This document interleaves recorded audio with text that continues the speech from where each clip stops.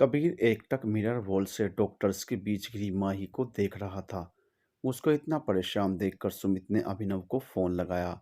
अभिनव ने अपने फोन में फ्लैश हो रहे नाम को देखा और घड़ी में देखकर बोला, ये इतनी रात को क्यों फोन कर रहा है? बगल में लेटी महिमा की नींद भी फोन की आवाज से खुल गई।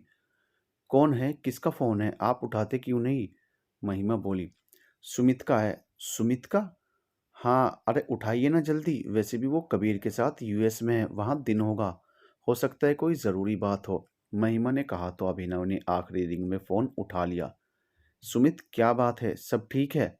कबीर तो ठीक है ना? सर, आप भाभी को लेकर यहाँ आ जाइए। सुमित बोला। कहाँ यूएस? क्या बात है? तुम इतना परेशान क्यों हो सुमित? अभिनव बोला। यूएस नहीं, जैसलमेर। वो माही मैम हॉस्पिटल में हैं और सर बहुत ज़्यादा डिस्टर्ब हैं, उन्हें आप लोगों की ज़रूरत है। आप लोग जल्दी आ जाइए। क्या? माही हॉस्पिटल में? क्या हुआ उसे? अभिनव ने कहा। ये सुनकर महिमा जो अब तक नींद से ऊँग रही थी, उसकी नींद उड़ गई। घबराकर उसने तुरंत अभिनव से फ़ोन लेकर स्पीकर पर डाल दिया। मैं आपको सब बताता हूँ सर, लेकिन आप लोग पहले यहाँ आ जाइए। कबीर सर को किसी अपने की ज़रूरत है।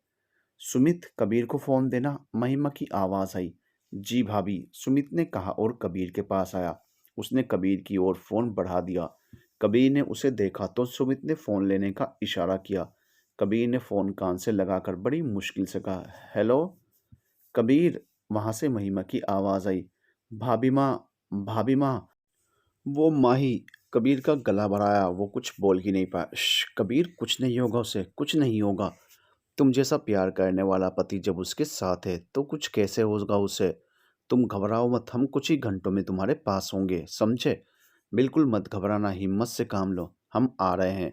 महिमा ने बहुत प्यार से कहा। जी भाभी माँ, कबीर ने कहा और फ़ोन सुमित को पकड़ा दिया। सुमित, तुम कबीर के साथ ही रहोगे, हम लोग आ रहे हैं। महिमा ने कहा और फ़ोन काट दिया। जल्दी चलिए, हमें अभी निकलना है। मैं अपने कबीर को ऐसे नहीं छोड़ सकती। मेरा बच्चा तकलीफ में है, हमें इस समय उसके साथ होना चाहिए। महिमा हड़बड़ाते हुए उठी और अलमारी से कपड़े निकालने लगी। उसकी घबराहट उसकी कांपती आवाज़ से साफ पता चल रही थी। अभिनव ने उसकी कलाई पकड़कर खींचकर अपने सीने से लगा लिया। महिमा बिफर पड़ी, उसकी बाहों में फूट फूट कर रोने लगी। अभिनव ने उसकी पीठ सहलाते हुए प्यार से कहा, चुप हो जाओ महिमा, अगर तुम ऐसे हिम्मत हारोगी तो कबीर को कैसे संभालोगी? मैं जानता हूँ कबीर और तुम्हारा रिश्ता अनोखा है, सिर्फ देवर भाभी का नहीं, बल्कि माँ बेटे का है। उसे अपने बेटे की तरह पाला है तुमने। तो जितना रोना है अभी रो लो, उसके सामने एक आंसू भी गिरा ना तो कबीर कमज़ोर पड़ जाएगा। आप तो जानते हैं ना सब, आप जानते हैं ना कि कबीर ने मुझे ममता का एहसास कराया है। उसकी वजह से कभी ये कमी खली ही नहीं कि हमारी कोई औलाद ही नहीं है। कबीर ने मुझे माँ बनने का सुख दिया है, साथ ही साथ मेरा सुहाग भी। अभिनव ने तुरंत उसके होंठों पर हाथ रख दिया। महिमा बोलते बोलते रुक गई। याद है ना पापा ने जाते समय क्या कहा था? इस घर में ये बात कोई अपनी जुबान पर कभी नहीं लाएगा। महिमा ने सिर हिला दिया। कबीर के इतने एहसान हैं हम पर, वो कितना अच्छा और साफ दिल का है। फिर उसके साथ ही ये सब क्यों होता है? बार बार, हर बार उसे कभी कोई खुशी पूरी क्यों नहीं मिलती? अगर माही को कुछ हुआ तो वो जी नहीं पाएगा। वो माही से बहुत प्यार करता है। अच्छा ठीक है, अब यहाँ से पहुँचो और जल्दी से रेडी हो जाओ। हमें दादी माँ को भी बताना होगा। नहीं, हम दादी माँ को कुछ नहीं बता सकते, वो परेशान हो जाएंगी। लेकिन हम दादी माँ को कहेंगे क्या? इतनी जल्दी में हम कहाँ जा रहे हैं? बताना तो पड़ेगा ही ना। अभी तो दादी माँ सो रही होंगी, अभी उन्हें सोने दीजिए, सुबह फ़ोन कर मैं जो कहना होगा अपने आप कह दूंगी। महिमा ने कहा और अपने कपड़े लेकर वॉशरूम में चली गई। अभिनव भी फ़ोन कर जाने का इंतज़ाम करवाने लगा। हॉस्पिटल में कबीर परेशान सा इमरजेंसी वार्ड के आगे खड़ा एकटक माही को देख रहा था, जो इस समय डॉक्टर और नर्सेज से घिरी थी। डॉक्टर उसकी पल्स चेक कर रहे थे, नर्स उसका चेहरा साफ कर रही थी, कोई उसे इंजेक्शन दे रहा था, सभी उसके ट्रीटमेंट में लगे थे। तभी एक डॉक्टर बाहर आया और कबीर को इतना घबराया हुआ देखकर बोला, मिस्टर राजपूत रिलैक्स, सब ठीक है, आप इस कंसेंट फॉर्म पर साइन कर दीजिए, हमें उनकी फर्दर ट्रीटमेंट करनी है। वो कैसी है डॉक्टर? कबीर ने बड़ी हिम्मत करके पूछा। उनकी पल्स बहुत धीरे चल रही है, लगता है बहुत देर तक वो रेत में दबी रही, इसलिए उन्हें सांस लेने में प्रॉब्लम हो रही है। धड़कन बहुत स्लो है, बट आप टेंशन ना लें, we will trying our best, बस आप दुआ कीजिए। डॉक्टर ने कबीर के कंधे पर हाथ रखकर कहा, उसे कुछ नहीं होना चाहिए डॉक्टर, उसे कुछ नहीं होना चाहिए। सुमित ने डॉक्टर से पेपर लेकर कबीर की तरफ बढ़ा दिया। कबीर ने जल्दी से साइन कर दिए। डॉक्टर ने एक नज़र पेपर को देखा और कबीर से पूछा, सर पेशेंट से आपका रिलेशन क्या है? वो आपने नहीं लिखा। She is my wife doctor, Kabir ने अंदर लेटी माही को देखकर कहा। उसके कहे ये शब्द अभी अभी वहां पहुंचे राघव के कान में पड़े, जो अमन, निखिल और रिया के साथ हॉस्पिटल आया था। रिया तो पहले से ये जानती थी, मगर राघव, अमन और निखिल को जैसे ये सुनकर झटका लगा। अमन और निखिल ने तुरंत राघव की ओर देखा। इस समय राघव के चेहरा भाव शून्य था। Yes doctor, she is my wife, please save her, I can't live without her. Doctor save her please, Kabir ने तड़प कर कहा। ये शब्द राघव के कानों पर किसी हथौड़े की तरह पड़े, जैसे छन से कुछ टूटा हो उसके अंदर, लेकिन आवाज नहीं हुई। अमन और निखिल ने राघव को देखा तो राघव उनको देखकर फीका सा मुस्कुरा दिया। वो भारी कदमों से आगे चलने लगा। उसके लिए एक एक कदम बढ़ाना मुश्किल हो गया था। कबीर के कहे शब्द शी इज माई वाइफ उसके कानों में बज रहे थे। वो वहीं रखे सोफे पर बैठ गया। अमन और निखिल ने उसे संभाला तो उसने उन दोनों की ओर गर्दन देखकर नाम में गर्दन हिलाकर आगे जाने के लिए कह दिया। रिया को राघव के लिए बहुत बुरा लग रहा था, लेकिन वो भी कुछ कर नहीं सकती थी। ये दिल के मामले में किसी का बस जो नहीं चलता। राघव को वहीं छोड़कर तीनों आगे आकर सुमित से मिले। माही कैसी है? रिया ने सुमित से पूछा।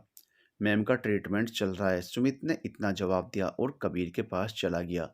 रिया भी इमरजेंसी वार्ड की तरफ आई और कांच में से माही को देखने लगी। उसने एक नज़र कबीर को देखा, जो लगातार बेचैनी से अंदर देखे जा रहा था। माही की एक एक सांस के साथ मानो उसकी सांसों की डोर जुड़ी हो। माही, काश तुम ये देख सकती तो कितना खुश होती।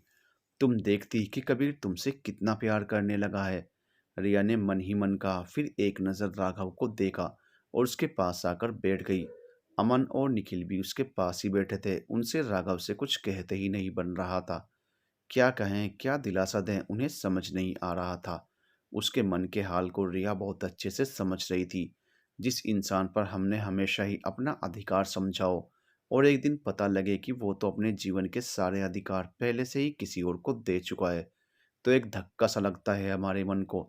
दिल टूटकर टुकड़े टुकड़े हो जाता है, जिसकी आवाज़ किसी को नहीं आती, लेकिन उसके टुकड़े हमें खुद ही समेटने पड़ते हैं। राघव इस समय ऐसी ही परिस्थिति से गुजर रहा था। रिया ने हौले से उसके हाथ पर अपना हाथ रख दिया। राघव ने उसे भरी आंखों से देखा, जैसे पूछ रहा हो, ऐसा क्यों हुआ मेरे साथ? आंखों से आंसुओं की एक धार बह गई, जिसे उसने जल्दी से पोंछ लिया। अंदर माही का इलाज चल रहा था और बाहर दो दिल माही के लिए तड़प रहे थे। हॉस्पिटल में एकाएक एकदम शांति सी छा गई। कुछ समय बाद अभिनव और महिमा उस शांति को भंग करते हुए वहां पहुंचे। महिमा सीधा जाकर कबीर के पास खड़ी हो गई। कबीर! महिमा की आवाज सुनकर कबीर एकदम से उसके गले लग गया और बच्चों के जैसे रो पड़ा। भाभी माँ, माही, वो ऐसे, मैं उसे ऐसे नहीं देख सकता भाभी माँ। सब मेरी ही गलती है, वो मुझसे दूर नहीं रहना चाहती थी और मैं उसे हर बार खुद से दूर कर देता था। इसी की सज़ा मिली है मुझे। अगर उसे कुछ हो गया तो मैं जी नहीं पाऊंगा। कबीर, कुछ नहीं होगा उससे, कुछ नहीं होगा। मुझ पर भरोसा है ना तुम्हें? महिमा ने कहा तो कबीर ने हाँ में गर्दन हिला दी। तो फिर शांत हो जाओ और हिम्मत रखो, उसके लिए प्रार्थना करो। वो जल्दी ठीक हो जाएगी। महिमा ने कबीर की हथेली थाम कर कहा और उसे अपने साथ लेकर पास ही रखे काउच पर बैठ गई। राघव दूर से उन लोगों को देख रहा था। उसे सिमरन की शादी याद आ गई। उसने महिमा को माही के साथ देखा था। मैं क्यों समझ नहीं पाया, मैं क्यों कबीर का माही को बार बार प्यार से देखना समझ नहीं पाया। उसे सिमरन की शादी का एक एक पल याद आने लगा। कबीर और माही का डांस भी, सब कुछ तो मेरी आंखों के सामने था। बस मैं ही नहीं समझ पाया, और आज जो कुछ भी माही के साथ हुआ है वो मेरी वजह से ही हुआ है। सारिका ने मेरी वजह से माही के साथ ये सब किया। ऐसे जाने कितने ही विचार राघव के मन में आने लगे। वो मन ही मन बस माही की सलामती की प्रार्थना करने लगा। कुछ घंटों बाद डॉक्टर बाहर आए। कबीर के साथ साथ अभिनव भी डॉक्टर के पास पहुंच गया। डॉक्टर, अब कैसी है वो? कबीर ने पूछा। अभी बेहोश हैं, कल सुबह तक होश आ जाना चाहिए, वरना प्रॉब्लम हो जाएगी। उनको बेहोशी की हाई डोज दी गई थी, जिसकी वजह से पल्स स्लो हो गई। आप बस प्रार्थना कीजिए, हम उन्हें अब आईसीयू में शिफ्ट कर रहे हैं। डॉक्टर ये बोलकर चले गए। सभी आईसीयू के बाहर बैठे माही के होश में आने का इंतजार करने लगे। मन ही मन सभी उसके लिए प्रार्थना कर रहे थे। अभिनव ने सुमित से अब तक सारी बात जान ली थी। किसी तरह रात कटी। महिमा और अभिनव कबीर के पास ही थे। रिया भी वहीं थी। अमन, निखिल और राघव वेटिंग एरिया में बैठे थे। सुबह के 4 बज रहे थे। कबीर ने अपने आसपास देखा तो अभिनव और महिमा काउच पर आंखें मूंदे बैठे थे। कबीर आहिस्ता से उठा और रूम का डोर खोल दबे पांव अंदर आया। माई के पास आकर उसके चेहरे को देखने लगा। आंखों में एक बार फिर नमी आ गई, जिसे उसने अपनी पलकों को झपकाकर तर किया। माही की हथेली थाम कर थोड़ा नीचे झुककर बोला, तुम मुझे छोड़कर नहीं जा सकती। इतनी बड़ी सजा नहीं दे सकती तुम मुझे। तुम्हें मेरे साथ रहना है ना, तो अब हम साथ रहेंगे हमारे घर में। बस एक बार होश में आ जाओ। अब कभी तुम्हें खुद से दूर नहीं जाने दूंगा। तुम चाहोगी तब भी नहीं। तुम जैसे चाहो वैसे रह सकती हो। बस एक बार आंखें खोल लो। मेरी बात सुन रही हो ना तुम? मैं तुम्हारे साथ जीना चाहता हूँ। अपनी पूरी जिंदगी बिताना चाहता हूँ तुम्हारे साथ। देखो, अगर तुमने मेरी नहीं मानी ना, तो मैं तुमसे बहुत नाराज हो जाऊंगा। समझी? एक बार आंखें खोल लो। माही, देखो मैं तुम्हारा इंतजार कर रहा हूँ। कबीर ने अपनी बात पूरी की और हल्के से माही के माथे को चूमकर उससे दूर हुआ। रूम के बाहर खड़े राघव ने कांच में से ये सब देखा, जो माही को देखने ही आया था। उसे कबीर का दर्द, कबीर की तड़प सब महसूस हो रही थी। वो समझ गया कि कबीर के मन में माही के लिए बहुत प्यार है। उसके मन में कबीर को लेकर जलन तो थी, लेकिन नफरत नहीं। वो माही से जुड़ी किसी भी चीज से नफरत तो कर ही नहीं सकता था।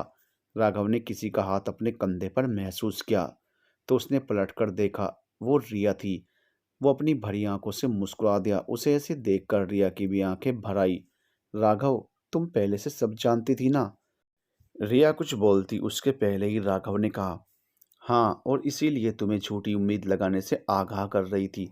आई एम सॉरी, मुझे माही ने मना किया था किसी से कुछ बताने को। रिया ने कहा, माफ़ी किस बात की माफ़ी? होता वही है जो किस्मत में लिखा होता है, राघव ने कहा और अंदर देखने लगा। कबीर ने माही से दूर हो बाहर जाने का रुख किया तो अपनी हथेली पर माही की उंगलियों की मजबूत होती पकड़ महसूस की। उसने पलटकर देखा तो माही की पलकें फड़फड़ा रही थी। माही ने आहिस्ता से अपनी आंखें खोली और सामने खड़े कबीर को देखकर हल्के से मुस्कुराई। कबीर ने उठाकर उसे अपने सीने से लगा लिया। तुम्हें होश आ गया माही? थैंक गॉड तुम्हें होश आ गया। डॉक्टर, नर्स, कबीर जोर से चीखा। माही को होश आया देख राघव और रिया के चेहरे पर मुस्कुराहट आ गई। पास ही बैठी नर्स नींद से जाग गई। माही को होश में आया देखकर उसने डॉक्टर को कॉल करके बुला लिया। कबीर ने माही को आराम से लिटाया। तब तक महिमा और अभिनव भी अंदर आ गए। उन दोनों को देखकर कबीर खुशी से अभिनव के गले लग गया। भैया, माही को होश आ गया। भाभी माँ, होश आ गया माही को। महिमा ने अपने आंसू पोंछे और मुस्कुराते हुए माही के पास आई और उसका सिर सहलाते हुए बोली, हाँ, अब माही ठीक हो जाएगी। डॉक्टर ने आकर माही को चेक किया और कबीर को देखकर बोला, मिस्टर राजपूत, अब खतरे की कोई बात नहीं है। इन्हें कोई इंटरनल या एक्सटर्नल इंजरी तो है नहीं। तो 2 दिन ऑब्जर्वेशन के बाद आप इन्हें घर ले जा सकते हैं। Thank you doctor, thank you so much, Kabir ने डॉक्टर का हाथ पकड़कर कहा। डॉक्टर मुस्कुराते हुए उसका कंधा थपथपाकर चले गए। अब तक माई से मिलने सभी आ चुके थे। वो अपनी आंखें खोले लगातार कबीर को देख रही थी। सभी उससे उसका हाल चाल पूछ रहे थे और वो सिर्फ मुस्कुरा कर रह जाती। कबीर भी उसे ही देख रहा था। ये देखकर महिमा ने माही को आराम करने का बोल सभी को बाहर चलने का बोल दिया। सभी बाहर आकर बैठ गए। रूम में अब सिर्फ माही और कबीर थे। कबीर उसके पास आया। अब कैसा फील कर रही हो तुम? कबीर ने उसका सिर सहलाया। अब बेहतर हूँ। अब तुम आराम करो, मैं यहीं हूँ। ठीक है, कबीर ने कहा और पास ही रखे काउच की ओर जाने लगा कि माही ने उसकी हथेली पकड़कर रोक लिया। कबीर उसके पास आया। क्या हुआ, कुछ चाहिए? कबीर ने थोड़ा झुककर कहा। माही बिना कुछ कहे उसके गले लग गई और उसे कसकर अपनी बाहों में भींचते हुए बोली, मुझे लगा अब मैं आपको कभी देख नहीं पाऊंगी। बहुत डर गई थी मैं।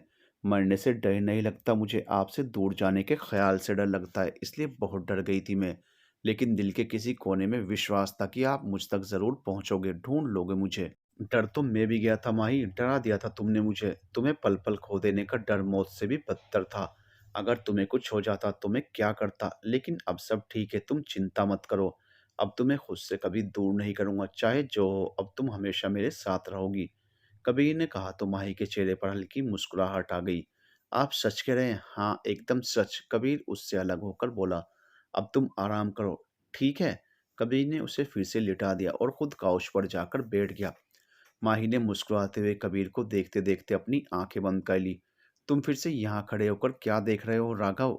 रिया की आवाज से राघव पलटा। कुछ नहीं, बस इन दोनों को देख रहा हूँ। दोनों को एक दूसरे से इतना प्यार है, फिर जाने किस वजह से इन्हें अपना रिश्ता सबसे छुपाना पड़ा। कहते हैं साथ रहने से प्यार हो जाता है, लेकिन ये तो साथ भी नहीं रहे, फिर भी इतना प्यार है दोनों के बीच। वजह तो है, और बहुत खास वजह।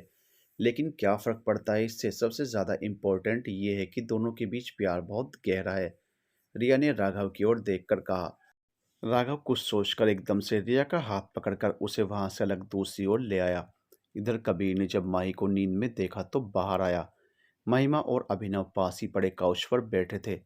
भैया, आप और भाभी माँ होटल जाकर आराम करें, अब तो माही ठीक है और आराम कर रही है। आप लोग भी थके हैं, भाभी माँ को भी आराम की ज़रूरत है। कबीर ने कहा। तुम ठीक कह रहे हो महिमा, चलो। अभिनव ने महिमा की ओर देखकर कहा। महिमा ने कबीर की ओर देखा तो कबीर उनके पास घुटनों पर बैठकर बोला। भाभी माँ, माही ठीक है, अब आप भी आराम कर लो, बाद में मिलने आ जाना। वैसे भी हॉस्पिटल में भीड़ अलाउ नहीं है, और फिर दादी माँ को भी तो इन्फॉर्म करना होगा ना। महिमा ने कबीर के गाल को छूकर कहा। ठीक है, कोई भी ज़रूरत हो तो बुला लेना, और हाँ, माही के पापा को भी इन्फॉर्म कर दो, उनका हक है ये जानने का। जी भाभी माँ। कबीर ने कहा। महिमा और अभिनव चले गए। दूसरी तरफ राघव रिया को हॉस्पिटल के कमरे में ले आया। रिया उसे सवालिया नजरों से देखने लगी। रिया, तुम मुझे सब बताओगी? सब मतलब सब कुछ। माही की शादी कब हुई, और हुई भी है तो उसने छिपाई क्यों? दोनों ऐसे क्यों रह रहे थे? और झूठ तो बोलना मत, क्योंकि मैं जानता हूँ कि तुम सब कुछ जानती हो। राघव ने कड़े शब्दों में कहा। हाँ, सब जानती हूँ, तभी तो तुम्हें उसके सपने देखने से आगाह कर रही थी। लेकिन तुम मेरी बात समझे ही नहीं। ओ प्लीज़ रिया, ये प्रवचन देना बंद करो। ये बताओ, कब हुई माही की शादी और कैसे? आज से 6 महीने पहले, जब वो अपनी बहन की शादी में गई थी। और इसके बाद आगे की सारी कहानी रिया ने राघव को कह सुनाई। वाट? इसका मतलब कबीर की शादी माही की बहन से तय थी? हाँ। ऐसे कैसे वो लोग माही की शादी किसी से भी ज़बरदस्ती करा सकते हैं? ज़बरदस्ती नहीं, माही की मर्ज़ी से हुई थी ये शादी। हाँ, लेकिन मजबूरी थी, लेकिन अब नहीं। अब उनके रिश्ते में मजबूरी नहीं, मजबूती है, और साथ ही एक दूसरे के लिए गहरा प्यार और सम्मान। रिया ने कहा तो राघव कुछ बोल ही नहीं पाया। एक पल को खामोशी छा गई कमरे में। रिया ने राघव का हाथ अपने हाथ में लिया और कहा। राघव, भूल जाओ माही को, वो तुमसे प्यार नहीं करती। ना पहले करती थी, और अब तो वो सिर्फ अपने पति से प्यार करती है। वो तुम्हें अपना अच्छा दोस्त मानती है। ये सुनकर राघव ने भरी नजरों से उसे देखा। मेरे साथ ऐसा क्यों हुआ रिया, क्यों? ये तो किस्मत की बात है, किसकी गांठ किससे बंधी है ये तो भगवान को ही पता होता है। और जिससे बंधी होती है वो ऊपर वाला कोई ना कोई बहाने से उन्हें मिलवा ही देता है। वरना तुम ही सोचो ना, जिस कबीर की शादी माही की बड़ी बहन दिव्या सी से तय हुई थी, उसकी शादी अचानक माही से क्यों हो गई? ये सब संयोग की बातें होती हैं। सुना था कि जोड़े आसमानों पर बनते हैं। माही और कबीर को देखकर यकीन भी हो गया कि इन दोनों का रिश्ता वहीं से जुड़ा हुआ है। एक दूसरे का साथ लिखवा कर लाए हैं ये अपनी किस्मत में, तभी तो एक दूसरे को देखे बिना, जाने बिना इनकी शादी हो गई। और अब इस अनचाही शादी में इतना गहरा प्यार है कि एक अनचाहा बंधन अटूट रिश्ते में बदल गया। वरना तो कभी कभी बरसों से एक दूसरे को जानने के बाद भी प्यार नहीं होता। रिया ने राघव की ओर देखकर कहा। तुम ठीक कह रही हो, इसलिए तो पिछले 2 साल से एक दूसरे को जानने के बाद, इतने अच्छे दोस्त होने के बावजूद, मैं माही के दिल में वो एहसास जगा नहीं पाया जो कबीर के लिए कुछ ही दिनों में उसके दिल में आ गए। मैं तुम्हारा दर्द समझ सकती हूँ राघव, क्योंकि जब हम किसी को दिलो जान से चाहते हैं और वो किसी और को चाहे तो तकलीफ तो होती है। लेकिन सबको मनचाहा साथी मिले, ये तो हर एक की किस्मत में नहीं होता। हो सकता है तुम्हारी किस्मत में कोई माही से भी ज़्यादा चाहने वाली हो। रिया ने कहा तो राघव मुस्कुराने लगा। सही कह रही हो तुम। लेकिन ये बताओ, ये सब ज्ञान की बातें तुम लाती कहाँ से हो? राघव थोड़ा मजाकिया लहजे में बोला। बस ऐसे ही जिंदगी और प्यार बहुत कुछ सिखा देता है। रिया बोली। क्या? क्या कहा तुमने? प्यार? राघव ने उस पर गहरी निगाह डाली। रिया सक पका गई। अरे चलो यहाँ से, हमें माई से भी तो मिलना है, फिर कैंप वापस जाना है। वैसे भी कैंप अब खत्म हो गया है, सब कॉलेज लौट जाएंगे। और फिर सारिका, उसे भी तो सबक सिखाना है, रिया ने बात बदलते हुए कहा। सारिका का नाम सुनकर राघव को बहुत गुस्सा आया।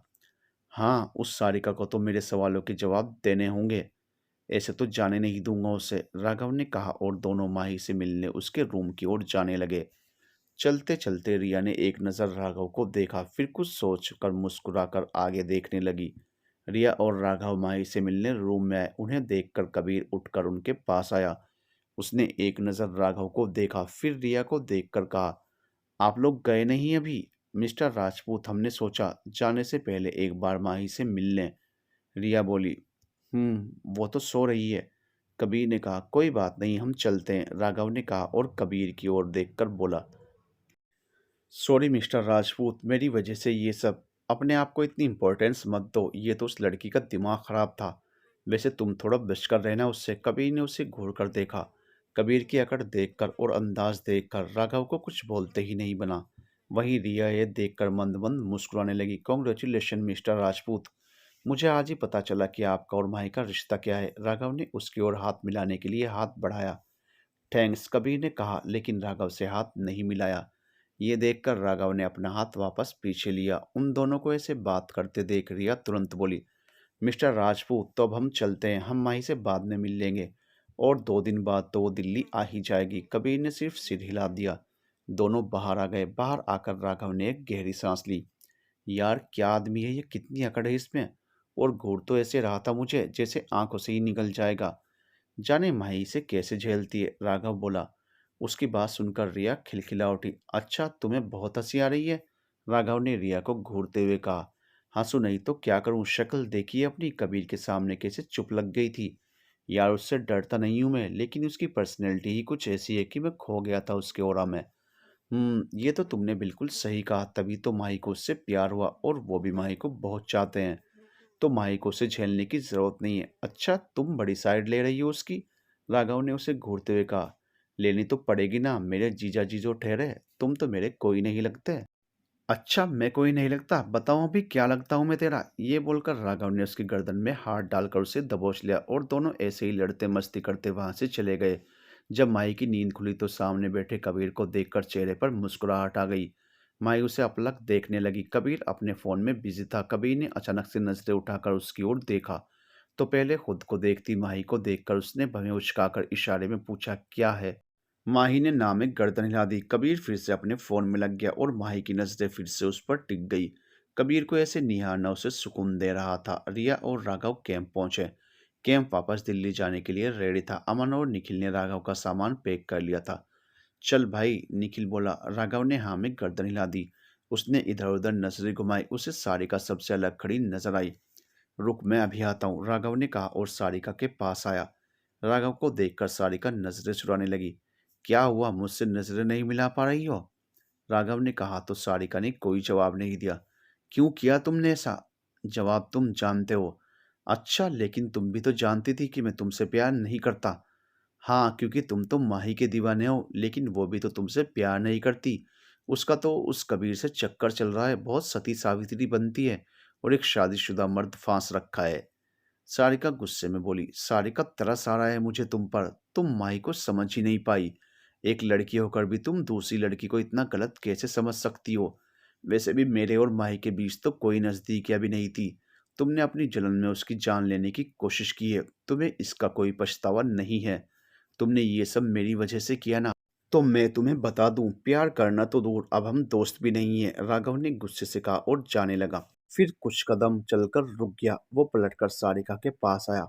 तुम जानती हो कबीर और माही का रिश्ता क्या है, सारिका राघव को सवालिया नजरों से देखने लगी। माही ही कबीर की वो सीक्रेट वाइफ है जिसे वो दुनिया से छुपाता आया है। ये सुनकर सारिका उसे हैरानी से देखने लगी।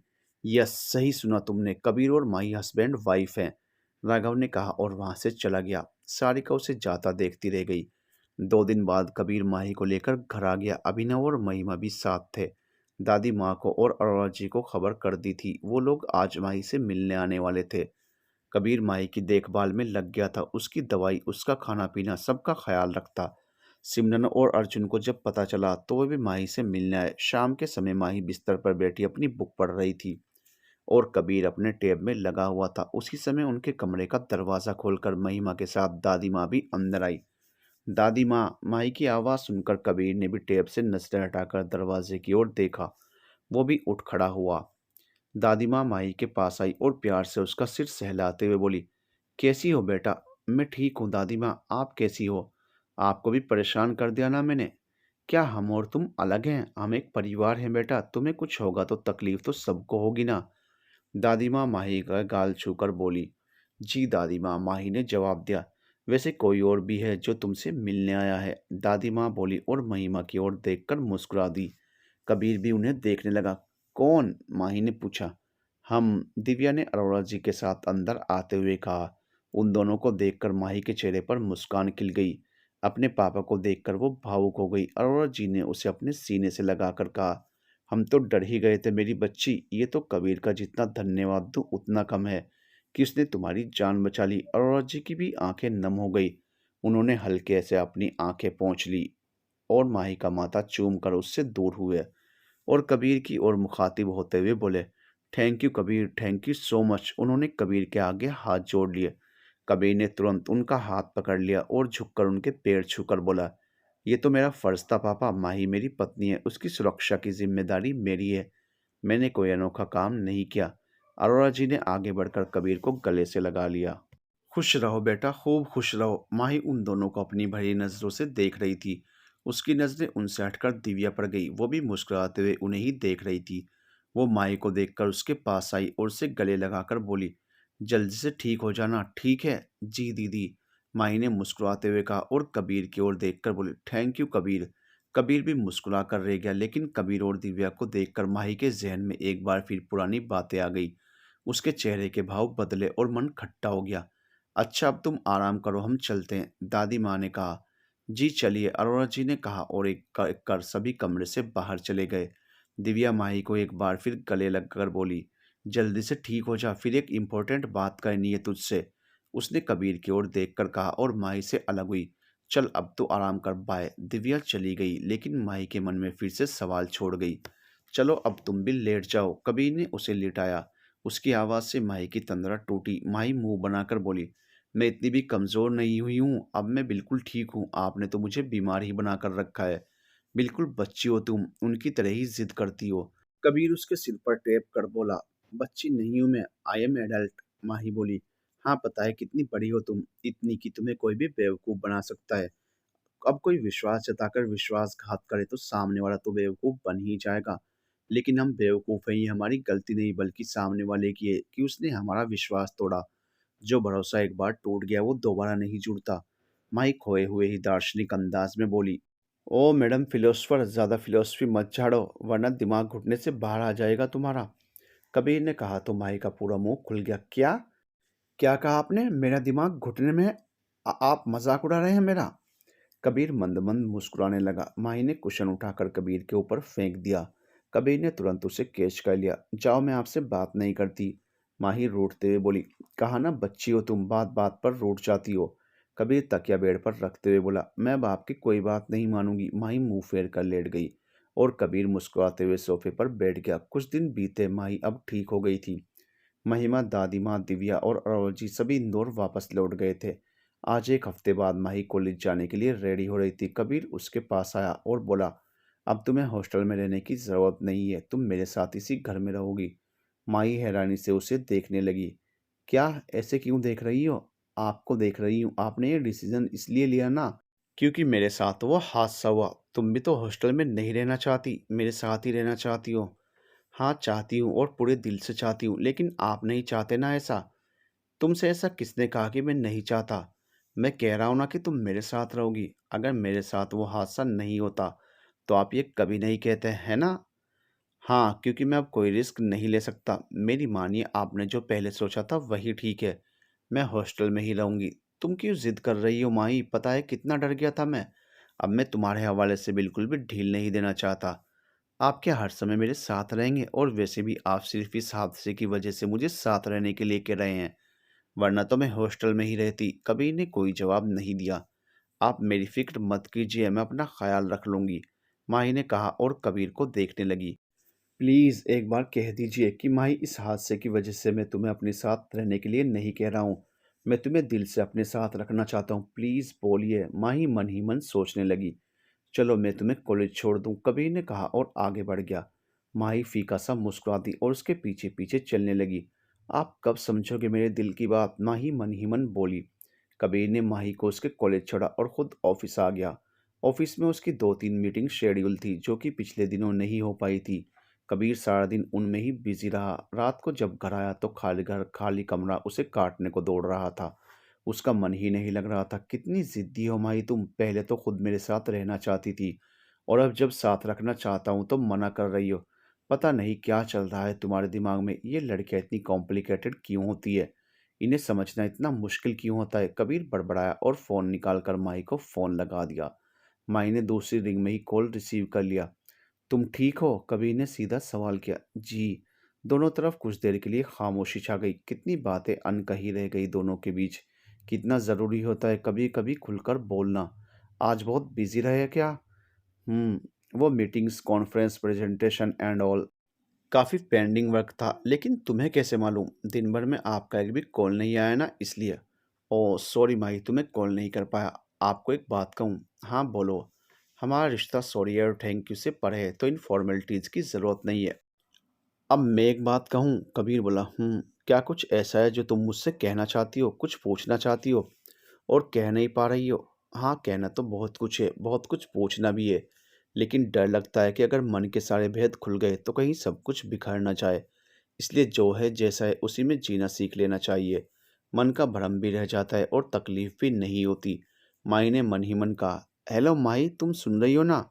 मैं कुछ पूछ रहा हूँ। कबीर की आवाज़ से माही जैसे नींद से जागी। जी जी जी, नहीं मतलब हाँ। हाँ, सुन रही हूँ। क्या हाँ ना लगा रखा है? माही बोलो, कुछ है तुम्हारे दिल में जो तुम कहना चाहती हो? तुम्हारी आंखों में बहुत से सवाल दिखते हैं मुझे। सवाल क्या है ये समझ नहीं आता, तो इसका मतलब आप मेरी आंखें पढ़ने लगे हैं। हाँ, कुछ कुछ कोशिश कर रहा हूँ क्योंकि बहुत बोलती हैं तुम्हारी आंखें। कबीर ने कहा तो माही हल्के से मुस्कुराई। अच्छा अब आप आराम कीजिए, थक गए होंगे। और हाँ, खाना खाया आपने? माही के इस सवाल से कबीर के होंठों पर मुस्कान आ गई। आपने जवाब नहीं दिया। देखिए बिना खाना खाए तो बिल्कुल मत सोना, वरना रात में चूहे पेट में कबड्डी खेलेंगे और फिर आपको नींद नहीं आएगी। नींद नहीं आएगी तो आप फ्रेश फील नहीं करेंगे, फिर आप ऑफिस में काम कैसे करेंगे? तो खाना खाकर ही सोना। बस डॉक्टर साहिबा, मैं समझ गया। अब मैं रखता हूँ, बाय, गुड नाइट, अपना ख्याल रखना। जी आप भी। ये बोलकर माही ने फ़ोन रख दिया। दिन जैसे पंख लगाकर उड़ गए। माही कबीर की लाइफ एकदम स्मूथ चल रही थी। राघव के मन में माही के लिए फीलिंग्स थी, लेकिन उसने कभी कोई गलत रास्ता नहीं अपनाया माही को पाने का। उसके लिए तो माही की दोस्ती भी बहुत अनमोल थी। इस बीच उसकी और रिया की नज़दीकियाँ कुछ ज़्यादा बढ़ गई। अब हर बात पर राघव रिया की एडवाइस लेता। यहाँ तक कि किस रंग की शर्ट पहननी है, कौन सी टी शर्ट पहननी है, ये भी वो रिया की पसंद की ही पहनता। शॉपिंग भी साथ ही करते। अब रिया माही से ज़्यादा राघव के साथ समय बिताने लगी। माही तो वैसे भी स्टडीज़ में बिजी हो गई। कबीर और माही जब भी समय मिलता ज़रूर मिलते।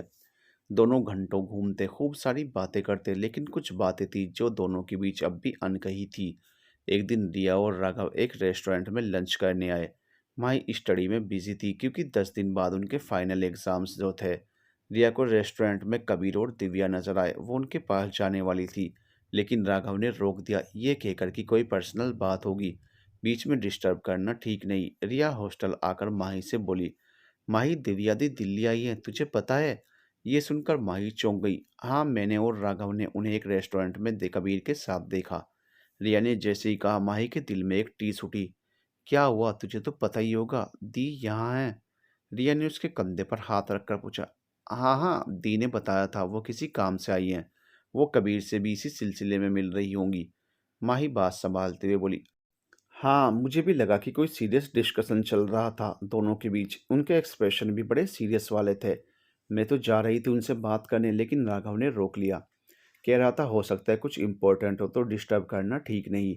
रिया बोली और उसे अपनी शॉपिंग दिखाने लगी। मैं अभी आई। ये बोलकर माही वॉशरूम में गई और फूट फूट कर रोने लगी। कुछ देर बाद खुद को संभाल कर अपना मुंह धोकर आई और मुस्कुराकर रिया की चीज़ें देखने लगी। लेकिन अंदर से उसका दिल रो रहा था। वो सारे सवाल जो कहीं उसके दिल में दब चुके थे, वो फिर से उभर आए जब से रिया ने माही को बताया था कि उसने दिव्या और कबीर को एक रेस्टोरेंट में साथ देखा था। तब से माही कुछ उदास रहने लगी थी। कबीर उसे फ़ोन करता तो तब भी उससे खुलकर नहीं बात कर पाती। कबीर को लगा शायद एग्ज़ाम की टेंशन हो, इसलिए उसने माही से ज़्यादा सवाल नहीं किए।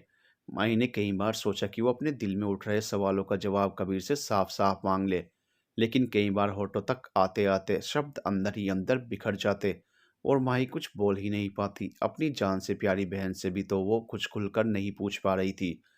जिस बहन से बचपन से लेकर अब तक सब कुछ शेयर किया, उससे अपने मन की बातें शेयर करने में माही को झिझक हो रही थी। डर लगता था कि कहीं मुंह से बाहर आए शब्दों की चोट से उसका भ्रम ना टूट जाए। आखिर उससे पहले कबीर की शादी दीदी से ही तो तय हुई थी। दोनों एक दूसरे को पहले से जानते हैं, पसंद नापसंद तो लोगों की बदलती रहती है। इन्हीं सारे विचारों से जूझती माही ने किसी तरह अपने एग्जाम्स दिए। रात में कबीर का फोन आया, कैसी हो तुम? मैं ठीक हूँ, तुम्हारे एग्जाम्स कैसे हुए? अच्छे हुए, और बाकी सब बिल्कुल ठीक हैं, कबीर ने माही से कहा। ये तुम सवाल जवाब का गेम क्यों खेल रही हो मेरे साथ? क्या मतलब? मतलब कि मैं जो पूछ रहा हूँ बस उसका जवाब दे रही हो और कुछ भी नहीं बोल रही। कबीर ने कहा, कुछ है ही नहीं बोलने के लिए, माही धीमी आवाज में बोली।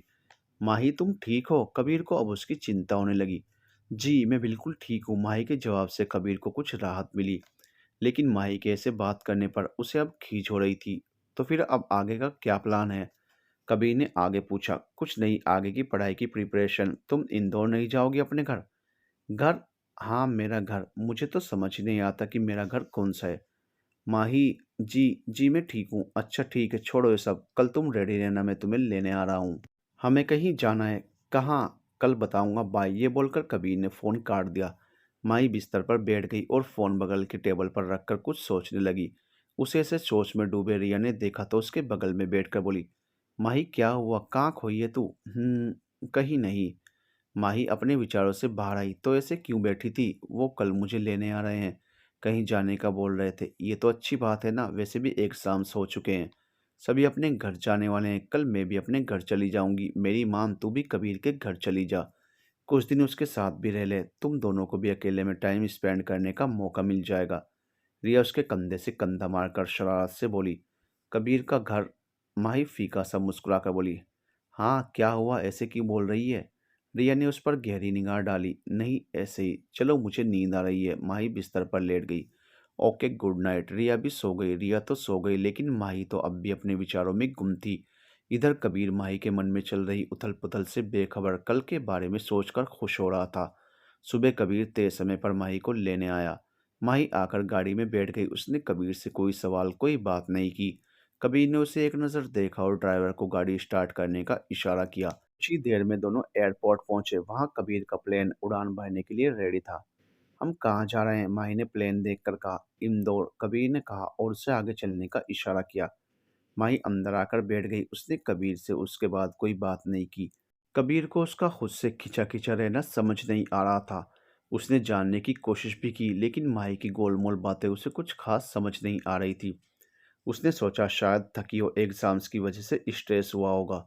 कुछ ही देर में दोनों इंदौर एयरपोर्ट पहुंचे। वहां पर पहले से ही गाड़ी उनका वेट कर रही थी। दोनों गाड़ी में आकर बैठ गए। कुछ ही देर में उनकी कार माही के घर के बाहर आकर रुकी। उसने देखा बंगला बाहर से बहुत अच्छे से सजाया गया था। माही हैरानी से कबीर को देखने लगी। ये सब, हम यहाँ क्यों आए हैं? माही ने कबीर को देखकर कहा। अंदर चलो, सब पता चल जाएगा, कबीर ने कहा और अंदर जाने लगा। माही भी उसके पीछे पीछे आई। कबीर तो जल्दी जल्दी कदम बढ़ाकर ऊपर चला गया लेकिन माही पूरे घर को देख रही थी। पूरा घर फूलों से सजाया हुआ था। क्या ये सब मेरे लिए है? लेकिन ऐसा तो कोई काम नहीं किया मैंने, अभी तो एमबीबीएस की डिग्री भी नहीं मिली। माही मन ही मन सोचने लगी। सारे नौकर और दूसरे लोग भाग भाग कर काम कर रहे थे। माही सब देखते देखते आगे जा रही थी कि किसी से टकरा गई। बुआ जी, माही बोली, बेटा आ गई तू? चलो अच्छा है, दिव्या कब से तेरा वेट कर रही है। बुआ जी ने प्यार से उसके सिर पर हाथ फेर कर कहा। बुआ जी ये सब क्या है, घर में कोई फंक्शन है क्या? और दी मेरा क्यों वेट कर रही है? जाओ तुम खुद ही जाकर पूछ लो। बुआ जी ने मुस्कुराते हुए कहा। पापा कहाँ हैं? वो किसी काम में लगे होंगे, तुम मिल लेना बाद में, लेकिन अभी जाकर दिव्या से मिलो।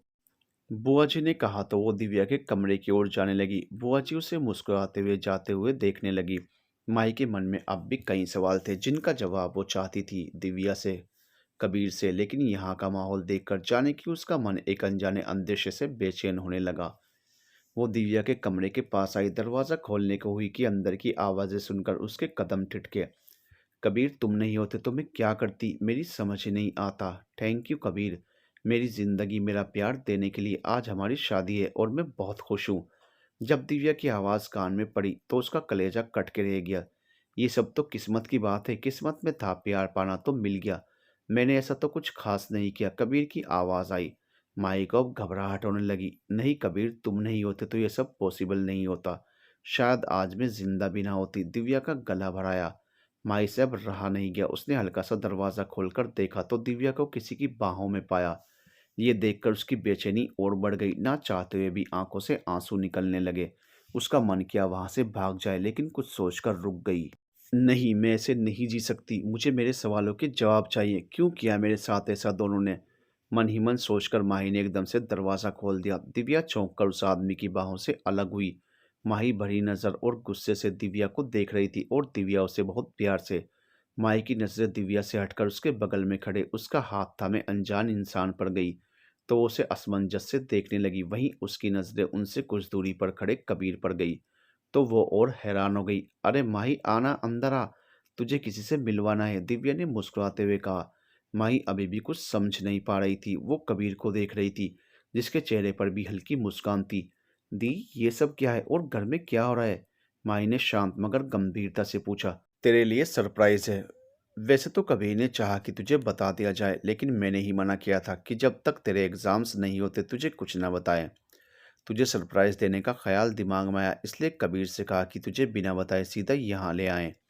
दिव्या ने उसके गाल को छूकर कहा, वो सब तो ठीक है दी, लेकिन सरप्राइज क्या है? और ये सब क्या है? क्या छिपा रहे हो आप लोग मुझसे? माही बोली। तो अब भी नहीं समझी? दिव्या ने कहा तो माही ने ना में सिर हिला दिया। मेरी शादी है माही, दिव्या खुशी से बोली। क्या? माही की धड़कनें बढ़ने लगी। हाँ माही, मेरी शादी है, वो भी मेरे प्यार, मेरी जिंदगी अखिल से। अखिल नाम सुनकर माही की बड़ी धड़कनों को कुछ राहत मिली।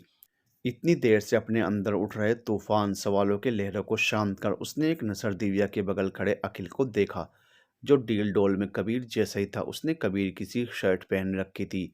तभी तो माही को गलतफहमी हो गई। उसे लगा कि दिव्या कबीर की बाहों में है। ये सोचकर उसका मन आत्मग्लानि से भर गया। उसने गंभीरता से पूछा, दी, अखिल आपकी शादी? मेरी तो कुछ समझ नहीं आ रहा। वो कबीर की ओर देखने लगी। ये सब कबीर की वजह से ही हुआ है। अगर कबीर ना होते तो हम दोनों कभी ना मिल पाते, दिव्या ने कहा और कबीर की ओर देखकर बोली। बहुत किस्मत वाली है तू, जो तुझे कबीर जैसा समझदार जीवन साथी मिला, जिसने ना सिर्फ हमारे पापा के बिजनेस को बचाया बल्कि तुझसे शादी कर उनकी इज्जत को बचाया, और मेरी जान भी। ये सुनकर माही आंखें फाड़े दिव्या को देखने लगी। क्या मतलब दी, मैं कुछ समझी नहीं। माही ने कहा, मैं तुझे सब बताती हूँ, पहले तू इनसे मिल। ये अखिल है, इनसे मेरी शादी है आज से 4 दिन बाद। दिव्या ने अखिल को माही से मिलवाया। माही ने हल्के से मुस्कुराकर अखिल के आगे हाथ जोड़कर उसका अभिवादन किया और फिर से दिव्या की ओर देखा। उसके चेहरे के भाव समझ दिव्या बोली, अखिल को मैं कॉलेज के ज़माने से जानती हूँ। हम दोनों ही एक दूसरे को बहुत चाहते थे। शादी करने का फैसला कर लिया था हमने, लेकिन अभी अखिल को सेटल होने में टाइम था, क्योंकि अखिल एक मिडिल क्लास फैमिली से है। पापा शादी के लिए कभी तैयार ना होते, इसलिए मैंने और अखिल ने सोचा कि पहले अखिल कुछ बन जाए, अच्छे से सेटल हो जाए, तब हम शादी करेंगे। और पापा भी मना नहीं कर पाएंगे।